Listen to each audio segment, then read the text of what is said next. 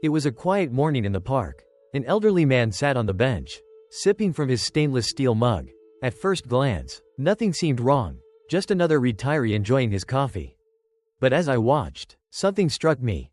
His hands trembled slightly after every sip. He sighed, pressed his chest for a moment, and tried to laugh it off.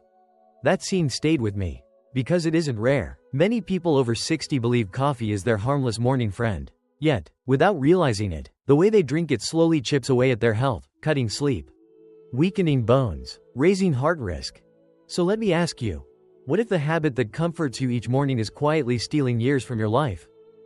Stay with me, because in a moment, I'll show you how to turn this ritual back into something that protects your body, and maybe even adds a decade of vitality. And if you've ever wondered whether your daily cup is helping or hurting you, hit that subscribe button now. This way, you'll never miss the truth behind habits that decide how long and how well you live. I want to begin this part by saying thank you. Thank you for sitting here with me, giving your time to a topic that truly matters. It tells me something important: you care about your health, and you want to make the most of your years after 60. And because I want to know you better, tell me this: where are you joining from today? Are you listening in the early morning, perhaps with a warm mug in your hand? And if so, what's inside that cup? Is it coffee with cream? Maybe sugar? Or do you take it plain and black? Write it in the comments. I read them all. And you'd be surprised how many people your age share the same habits. Now, let's be honest with each other.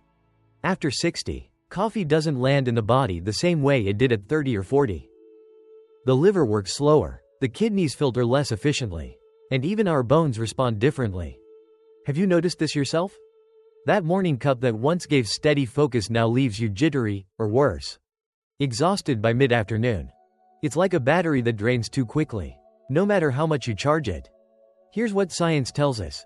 A study in the American Journal of Clinical Nutrition found that adults over 60 metabolize caffeine up to 30% slower than younger adults. That means caffeine lingers in your system longer, raising blood pressure and disrupting natural sleep cycles. And poor sleep isn't just inconvenient. According to the National Institutes of Health, seniors who get fewer than 6 hours of quality sleep face a 33% higher risk of memory decline and even dementia. So, when you find yourself lying awake at 2 a.m., mind racing, it may not just be stress, it may be the coffee you had hours earlier. But that's not the only concern. Coffee, especially in excess, is linked with bone loss in older adults. Studies show that more than 3 cups a day, without balancing calcium intake, can slowly weaken your skeleton, like rain eroding the foundation of a house. And let's not forget digestion. Many of my patients tell me coffee now upsets their stomach, causing reflux, bloating, or even constipation. That's because aging stomach linings produce more acid with less tolerance, making coffee less of a comfort and more of a trigger. Does any of this sound like you? The shaky hands, the restless nights, the aching bones, the burning stomach? If so, you're not imagining things. You're hearing the body speak, and it's asking for change. So before we move forward, I'd like you to pause for a second. Think about your own mornings. Has your coffee been serving you, or silently working against you? If you've felt these struggles, share it in the comments. You might be surprised how many people nod their heads reading your story. You know, I don't come to this topic as a stranger. For more than 3 decades, I've sat with people your age, listening to their stories, their frustrations, their hopes. And if there's one thing I've learned in all those years, it's this: the smallest daily choices often decide the biggest outcomes in our health. Take coffee, for example. Most of my patients never even thought about it. They'd come to me with fatigue, shaky sleep, or stomach pain, and in conversation, I'd hear, "Doctor, I only drink 2 or 3 cups a day. That can't be the problem, right?" But here's what experience, and the science, has taught me. After 60, the way your body handles caffeine changes dramatically. And sometimes, the habit that feels comforting is the very thing pulling energy away from you. I've seen it over and over again, which is why I feel strongly about bringing this truth out into the open. Not to take away your morning ritual, but to give it back to you in a way that supports your heart, your bones, and your sleep. And in a moment, I'll share with you a story of a woman I met by chance. Her situation might sound a lot like yours. But first, let's uncover what's really going on inside your body when you drink coffee the wrong way after 60.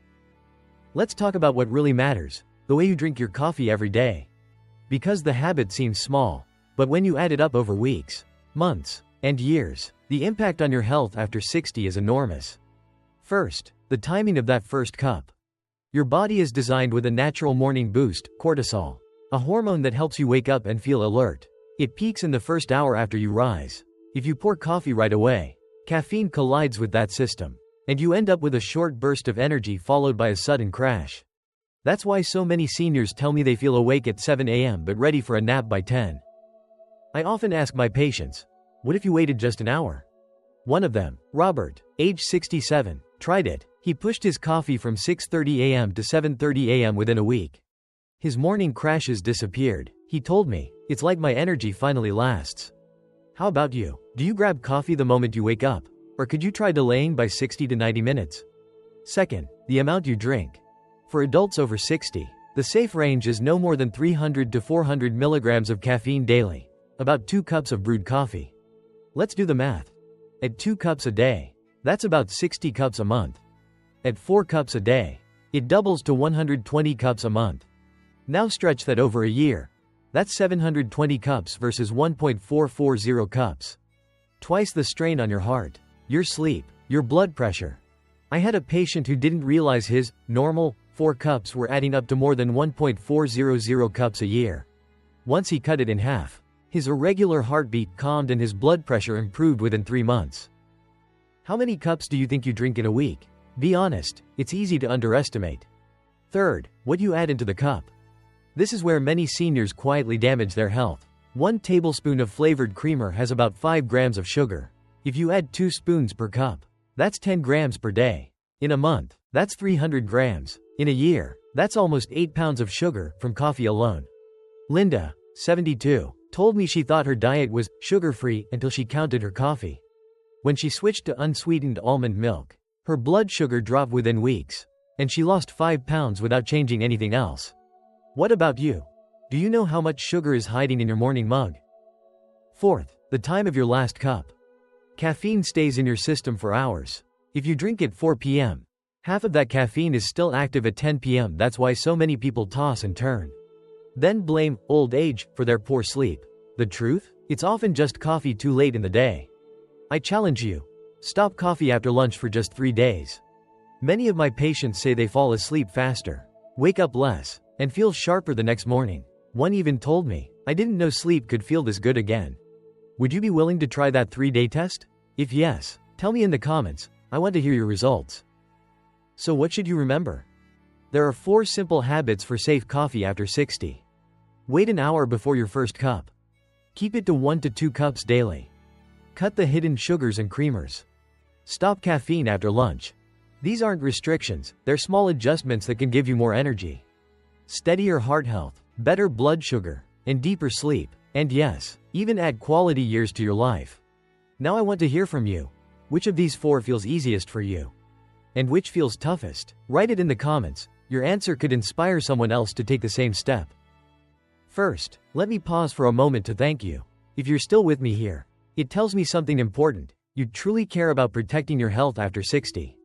And that commitment alone already sets you apart. So thank you for investing this time with me. Now, let's connect the dots together. You've just learned the 4 safe coffee habits. But what do they really look like in everyday life? Imagine this. Tomorrow morning, you resist the urge to drink coffee right after waking. Instead, you wait 90 minutes. That small delay helps your cortisol rise naturally. Over a month, that's 30 mornings where your heart is less stressed and your energy lasts longer. Or think about limiting yourself to just 1 cup. If you normally drink 3, cutting back means avoiding nearly 8.000 milligrams of extra caffeine in a single month. That's the difference between jittery hands and steady energy. And when you skip the hidden sugars, you're avoiding about 3.000 empty calories every 30 days. Literally a whole bag of sugar not going into your body. That means lighter steps, better blood sugar, and lower risk for diabetes. Finally, setting a cutoff time for coffee means your nights start to change. Instead of lying awake, you slip into deep sleep. One night feels great, but stack 30 nights together? That's a younger brain, stronger memory, and brighter mornings. Robert, who I mentioned earlier, once told me, I didn't think I could change my habits at 65. But after 2 months, I sleep through the night. And my wife Linda says I'm less irritable. We even walk together every morning again. That's what these changes are really about, not rules. But freedom. Freedom from the afternoon crash. Freedom from sleepless nights. Freedom to wake up clear, steady, and ready for life. And now, I'd love to hear from you. Which one of these habits feels most doable for you this week? Is it waiting before your first cup? Cutting back the number of cups? Skipping sugar? Or setting a coffee cutoff? Type your answer in the comments, I promise. Putting it into words makes it real. And your choice might just inspire another senior watching this video to take their first step too. Because at the end of the day, it's not about giving up coffee. It's about letting coffee support your life after 60, not shorten it. And if you found this video helpful, don't keep it to yourself. Share it with a friend who also loves coffee. You might just give them the gift of better sleep and more energy. And before you go, hit the subscribe button and ring the bell. Because in the next video, I'll reveal another hidden habit that silently drains seniors' energy, and how to fix it in less than a week. Trust me, you don't want to miss that.